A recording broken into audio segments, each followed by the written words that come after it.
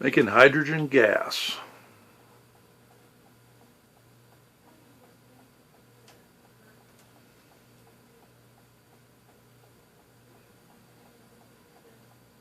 Of course, this is a small version.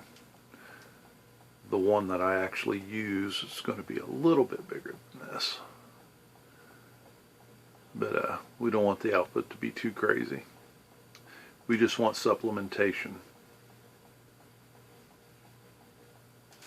You can see here, we're getting pretty good bubbling.